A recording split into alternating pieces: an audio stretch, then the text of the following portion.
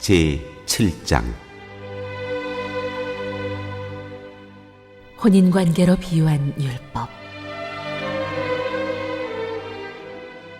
형제 자매 여러분, 나는 율법을 아는 사람들에게 말을 합니다. 율법은 사람이 살아있는 동안에만 그 사람을 지배한다는 것을 알지 못합니까? 결혼한 여자는 그 남편이 살아있는 동안에는 법으로 남편에게 매여 있으나 남편이 죽으면 남편의 법에서 풀려납니다. 그러므로 남편이 살아있는 동안에 그 여자가 다른 남자에게로 가면 그 여자는 간음한 여자라는 말을 듣게 됩니다.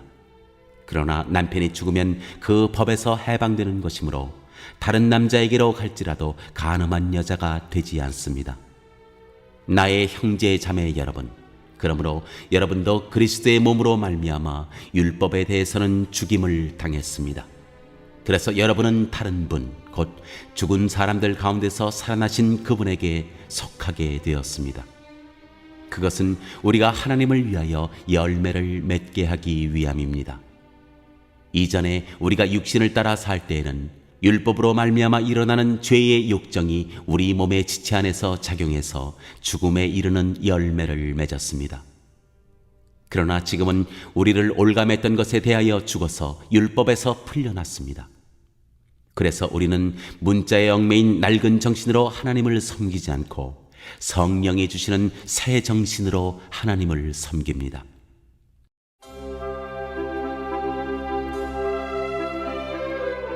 율법과 죄의 관계. 그러면 우리가 무엇이라고 말을 하겠습니까? 율법이 죄입니까? 그럴 수 없습니다. 그러나 율법에 비추어 보지 않았다면 나는 죄가 무엇인지 알지 못하였을 것입니다. 율법에 탐내지 말아라 하지 않았다면 나는 탐심이 무엇인지를 알지 못하였을 것입니다. 그러나 죄는 이 계명을 통하여 틈을 타서 내 속에서 온갖 탐욕을 일으켰습니다. 율법이 없으면 죄는 죽은 것입니다. 전에는 율법이 없어서 내가 살아있었는데 계명이 들어오니까 죄는 살아나고 나는 죽었습니다. 그래서 나를 생명으로 인도해야 할 그 계명이 도리어 나를 죽음으로 인도한다는 것이 드러났습니다. 죄가 그 계명을 통하여 틈을 타서 나를 속이고 또 그 계명으로 나를 죽였습니다. 그러므로 율법은 거룩하며 계명도 거룩하고 의롭고 선한 것입니다. 그러니 그 선한 것이 나에게 죽음을 안겨주었다는 말입니까? 그럴 수 없습니다.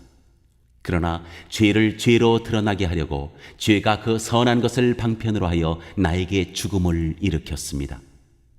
그것은 계명을 방편으로 하여 죄를 극도로 죄답게 되게 하려는 것이었습니다. 우리는 율법이 신령한 것인 줄 압니다.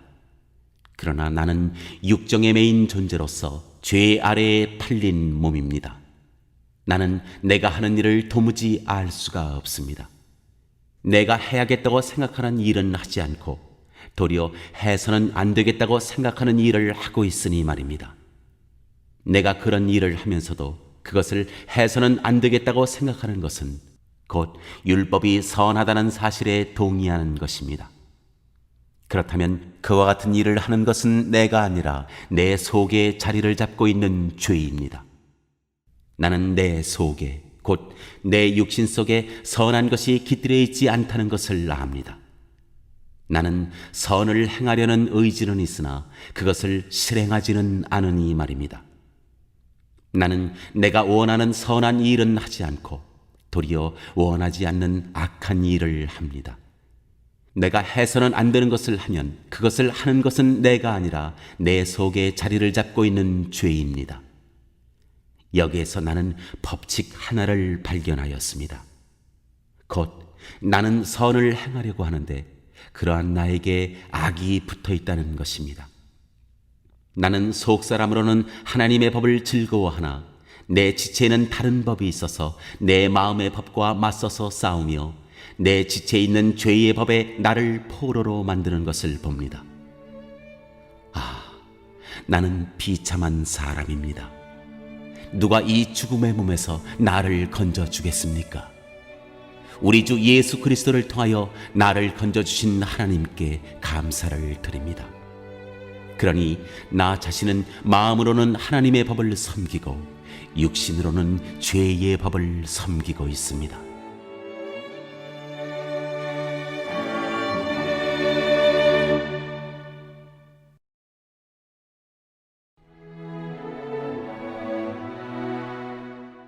제8장 성령은 생명을 주시다. 그러므로 그리스도 예수 안에 있는 사람들은 정죄를 받지 않습니다. 그것은 그리스도 예수 안에서 생명을 누리게 하는 성령의 법이 당신을 죄와 죽음의 법에서 해방하여 주었기 때문입니다. 육신으로 말미암아 율법이 미약해져서 해낼 수 없었던 그 일을 하나님께서 해결하셨습니다. 곧 하나님께서는 자기의 아들을 죄된 육신을 지닌 모습으로 보내셔서 죄를 없애시려고 그 육신에다 죄의 선고를 내리셨습니다. 그것은 육신을 따라 살지 않고 성령을 따라 사는 우리가 율법이 요구하는 바를 이루게 하시려는 것입니다. 육신을 따라 사는 사람은 육신에 속한 것을 생각하나 성령을 따라 사는 사람은 성령에 속한 것을 생각합니다. 육신에 속한 생각은 죽음입니다. 그러나 성령에 속한 생각은 생명과 평화입니다. 육신에 속한 생각은 하나님께 품는 적대감입니다. 그것은 하나님의 법을 따르지 않으며 또 복종할 수도 없습니다. 육신에 매인 사람은 하나님을 기쁘게 해드릴 수 없습니다. 그러나 하나님의 영이 여러분 안에 살아계시면 여러분은 육신 안에 있지 않고 성령 안에 있습니다. 누구든지 그리스도의 영이 없으면 그리스도의 사람이 아닙니다. 또한 그리스도께서 여러분 안에 살아계시면 여러분의 몸은 죄 때문에 죽은 것이지만 영은 의 때문에 생명을 얻습니다.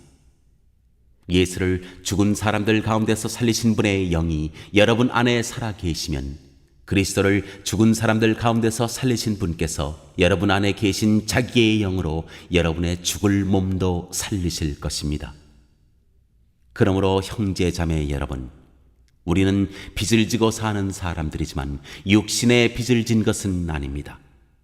우리는 육신을 따라 살아야 할 존재가 아닙니다. 여러분이 육신을 따라 살면 죽을 것입니다.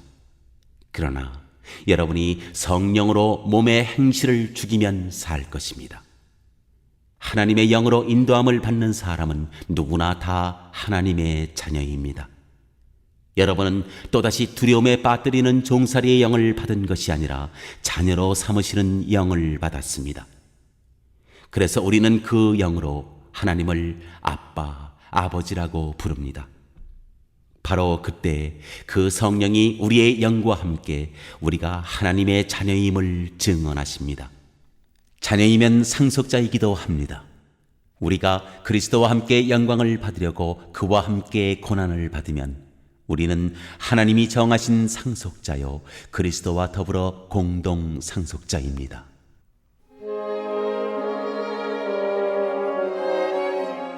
모든 피조물이 구원을 갈망하다. 현재 우리가 겪는 고난은 장차 우리에게 나타날 영광에 견주면 아무것도 아니라고 나는 생각합니다. 피조물은 하나님의 자녀들이 나타나기를 간절히 기다리고 있습니다. 피조물이 허무에 굴복했지만 그것은 자의로 그렇게 한 것이 아니라 굴복하게 하신 그분이 그렇게 하신 것입니다. 그러나 소망은 남아 있습니다. 그것은 곧 피조물도 썩어짐의 종살이에서 해방되어서 하나님의 자녀가 누릴 영광된 자유를 얻으리라는 것입니다. 모든 피조물이 이제까지 함께 신음하며 함께 해산의 고통을 겪고 있다는 것을 우리는 압니다. 그뿐만 아니라 첫 열매로서 성령을 받은 우리도 자녀로 삼아주실 것을, 곧 우리 몸을 속량하여 주실 것을 고대하면서 속으로 신음하고 있습니다. 우리는 이 소망으로 구원을 얻었습니다. 눈에 보이는 소망은 소망이 아닙니다. 보이는 것을 누가 바라겠습니까? 그러나 우리가 보이지 않는 것을 바라면 참으면서 기다려야 합니다. 이와 같이 성령께서도 우리의 약함을 도와주십니다. 우리는 어떻게 기도해야 할지도 알지 못하지만 성령께서 친히 이루 다 말할 수 없는 탄식으로 우리를 대신하여 간구하여 주십니다. 사람의 마음을 꿰뚫어 보시는 하나님께서는 성령의 생각이 어떠한지를 아십니다. 성령께서 하나님의 뜻을 따라 성도를 대신하여 간구하시기 때문입니다. 하나님을 사랑하는 사람들, 곧 하나님의 뜻대로 부르심을 받은 사람들에게는 모든 일이 서로 협력해서 선을 이룬다는 것을 우리는 압니다. 하나님께서는 미리 아신 사람들을 택하셔서 자기 아들의 형상과 같은 모습이 되도록 미리 정하셨으니 이것은 그 아들이 많은 형제 가운데서 맏아들이 되게 하시려는 것입니다. 그리하여 하나님께서는 이미 정하신 사람들을 부르시고 또한 부르신 사람들을 의롭게 하시고 의롭게 하신 사람들을 또한 영화롭게 하셨습니다.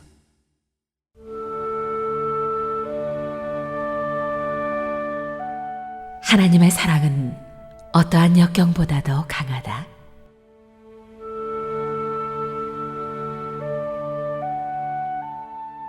그렇다면 이런 일을 두고 우리가 무엇이라고 말할 수 있겠습니까?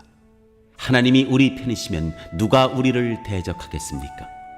자기 아들을 아끼지 않으시고 우리 모두를 위하여 내주신 분이 어찌 그 아들과 함께 모든 것을 우리에게 선물로 거저주지 않으시겠습니까? 하나님께서 택하신 사람들을 누가 감히 고발하겠습니까? 의롭다 하시는 분이 하나님이신데 누가 감히 그들을 정죄하겠습니까? 그리스도 예수는 죽으셨지만 오히려 살아나셔서 하나님의 오른쪽에 계시며 우리를 위하여 대신 간구하여 주십니다. 누가 우리를 그리스도의 사랑에서 끊을 수 있겠습니까? 환난입니까? 공고입니까?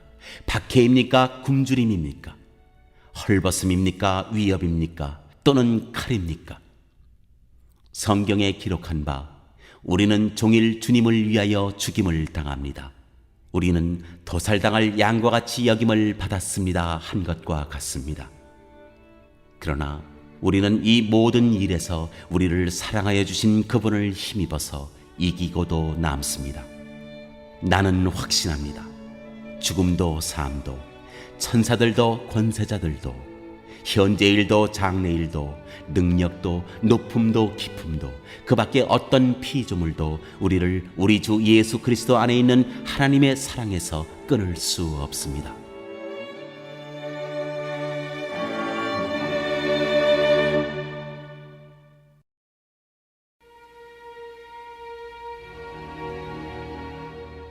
제9장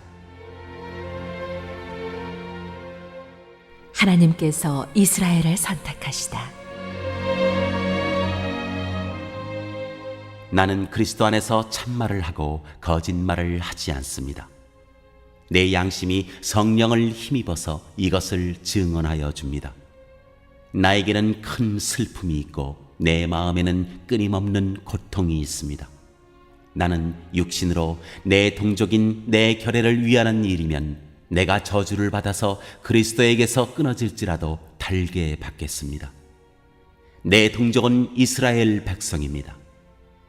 그들에게는 하나님의 자녀로서의 신분이 있고 하나님을 모시는 영광이 있고 하나님과 맺은 언약들이 있고 율법이 있고 예배가 있고 하나님의 약속들이 있습니다.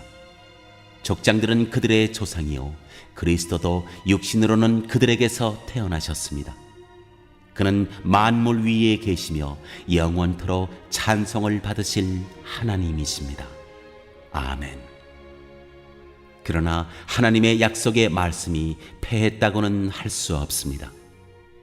이스라엘에게서 태어난 사람이라고 해서 다 이스라엘 사람이 아니고 아브라함의 자손이라고 해서 다 그의 자녀가 아닙니다.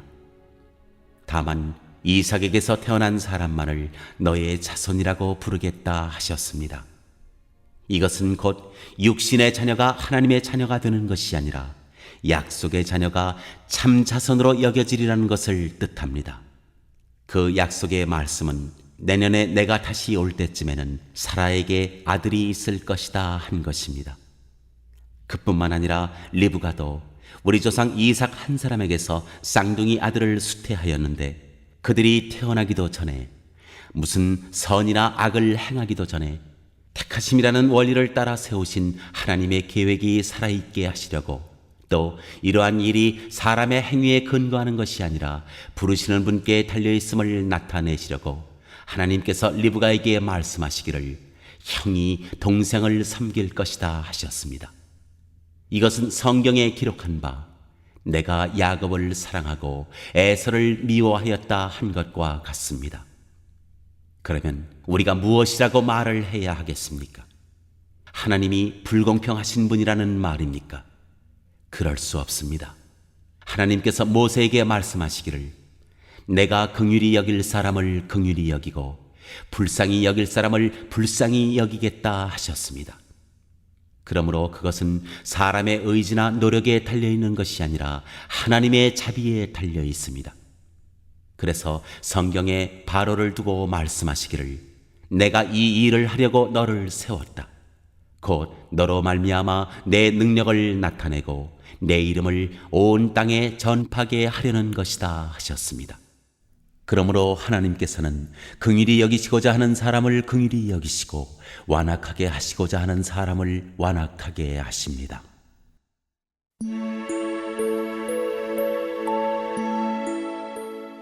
하나님의 진노와 자비.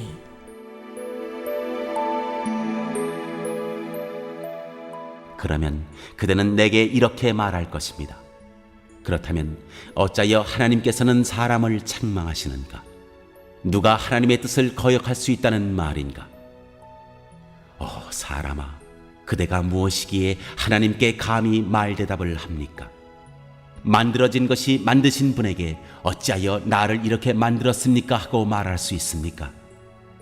토기장이에게 흙 한 덩이를 둘로 나누어서 하나는 귀한 데 쓸 그릇을 만들고 하나는 천한 데 쓸 그릇을 만들 권리가 없겠습니까? 하나님께서 하신 일도 마찬가지입니다. 하나님께서 진노하심을 보이시고 권능을 알리시기를 원하시면서도 멸망받게 되어 있는 진노의 대상들에 대하여 꾸준히 참으시면서 너그럽게 대해주시고 영광을 받도록 예비하신 자비의 대상들에 대하여 자기의 풍성하신 영광을 알리시고자 하셨더라도 어떻다는 말입니까? 하나님께서는 우리를 부르시되 유대 사람 가운데서만이 아니라 이방 사람 가운데서도 부르셨습니다. 그것은 하나님이 호세아의 글 속에서 하신 말씀과 같습니다. 나는 내 백성이 아닌 사람을 내 백성이라고 하겠다. 내가 사랑하지 않던 백성을 사랑하는 백성이라고 하겠다. 너희는 내 백성이 아니다 하고 말씀하신 그곳에서 그들은 살아계신 하나님의 자녀라고 일컬음을 받을 것이다. 그리고 또 이사야는 이스라엘을 두고 이렇게 외쳤습니다. 이스라엘 자손의 수가 바다의 모래와 같이 많을지라도 남은 사람만이 구원을 얻을 것이다. 주님께서는 그 말씀하신 것을 온전히 그리고 조속히 온 땅에서 이루실 것이다. 그것은 또한 이사야가 미리 말한 바 만군의 주님께서 우리에게 씨를 남겨주지 않으셨더라면 우리는 소돔과 같이 되고 고모라와 같이 되었을 것이다 한 것과 같습니다.